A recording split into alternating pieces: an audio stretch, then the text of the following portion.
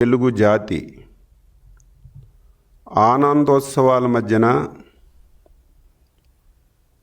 ఒక పండగ వాతావరణంలో ప్రతి ఒక్కరు కూడా సెలబ్రేట్ చేసుకుంటున్నారు. దానికి కారణం ఏమిటంటే స్వతంత్ర భారతదేశంలో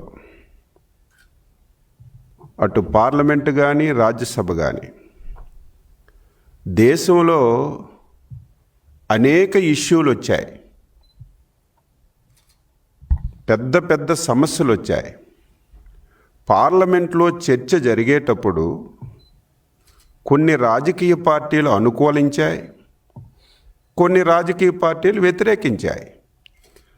ఉదాహరణకి ఆర్టికల్ 370 రద్దు సమయంలో కానీ, ట్రిపుల్ తలాక్ విషయంలో కానీ, అయోధ్య రామమందిర విషయంలో కానీ, వక్ఫ్ బిల్ సవరణ విషయంలో కానీ, ఈ విధంగా దేశంలో అనేక సమస్యలు చర్చకొచ్చేటప్పుడు కొన్ని రాజకీయ పార్టీలు వ్యతిరేకించాయి, కొన్ని రాజకీయ పార్టీలు అనుకూలించాయి.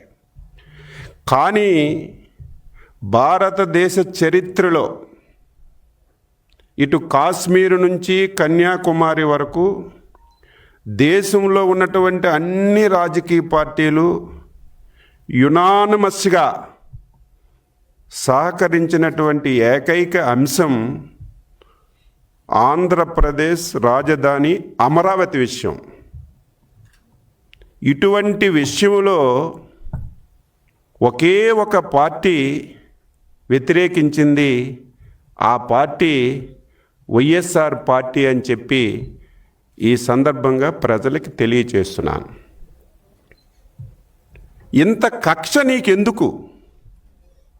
తెలుగు జాతి మీద, ఆంధ్రప్రదేశ్ ప్రజల మీద ఇంత కక్ష నువ్వెందుకు పెట్టుకున్నావని చెప్పి నేను అడుగుతున్నాను.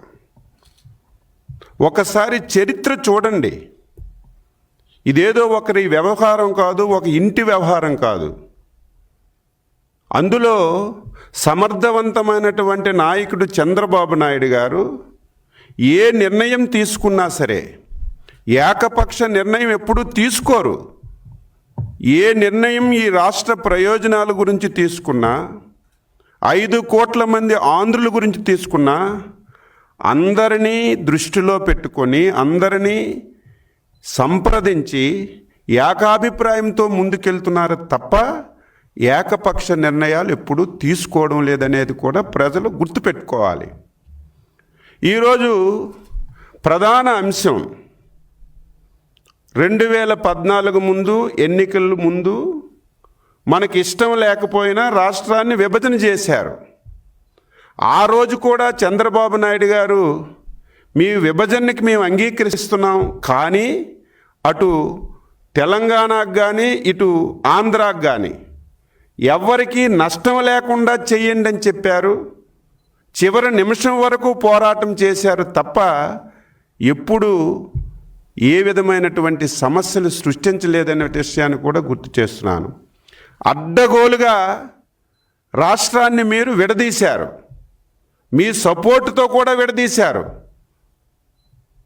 విడిపోయిన తర్వాత ఆంధ్ర రాష్ట్రానికి రాజధాని లేకుండా చేశారు. ఆ రోజు ఈరోజు నీ పార్టీలో ముఖ్యులైనటువంటి వ్యక్తులందరూ కూడా ఆ రోజు కాంగ్రెస్ పార్టీలో ఉన్నారు. అందులో మా ప్రాంతానికి చెందినటువంటి వాళ్ళు బొత్స సత్యబాబు పిసిసి ప్రెసిడెంట్గా ఉన్నాడు. కనీసం మీకు ఆ రోజు జ్ఞానం ఉంటే రాష్ట్రాన్ని విడదీశారు, రాష్ట్రానికి రాజధాని లేదు, బిల్లులోనే ఒక ప్రాంతాన్ని ఐడెంటిఫై చేసి రాజధానిగా ప్రకటించాలి. కానీ ప్రకటించకుండా రాజధాని విషయంలో కూడా ఆంధ్ర రాష్ట్రంలో ప్రజలు కొట్టుకోవాలని చెప్పి కక్షపూరితంగా ఈ కార్యక్రమాన్ని మీరు చేసిన విషయాన్ని ఈ సందర్భంగా నేను గుర్తు చేస్తున్నాను. 2014 నేను మొన్న చెప్పాను, మళ్ళీ చెప్పాను, చెప్తూనే ఉంటాను. ఒక చారిత్రాత్మకమైనటువంటి ఎన్నికలు జరిగాయి. చాలామంది పాత్రికేయులు ఉన్నారు. ఆ రోజు హోరాహోరీ రామాంజన యుద్ధంలాగా ఎన్నికలు జరిగాయి, కురుక్షేత్ర సంగ్రామంలాగా జరిగాయి. కానీ విచక్షణతో ఆలోచించారు ఆంధ్రప్రదేశ్ ప్రజలు. రాష్ట్రాన్ని విడదీశారు, రాజధాని కూడా లేదు. ఇటువంటి సమయంలో చంద్రబాబు నాయుడు లాంటి సమర్థమైనటువంటి వ్యక్తి ఉంటేనే మళ్ళీ మన రాష్ట్రం బాగుపడుతుంది, కోలుకుంటుందని చెప్పి అందరూ ఓట్లు వేసి అధికారాన్ని ఇచ్చిన విషయం కూడా ఈ సందర్భంగా గుర్తు చేస్తున్నాను. అధికారం వచ్చింది, ప్రభుత్వ బాధ్యతలు తీసుకుంది. ప్రధానమైనటువంటి దృష్టి మొదటిది మనకి రాజధాని ఎంపిక విషయంలో కూడా ప్రాంతాల మధ్య విభేదాలు ఉండకూడదు, వర్గాల మధ్య విభేదాలు ఉండకూడదు. రాజకీయ పార్టీలన్నింటినీ ఒక తాటిపైకి తీసుకురావాలి.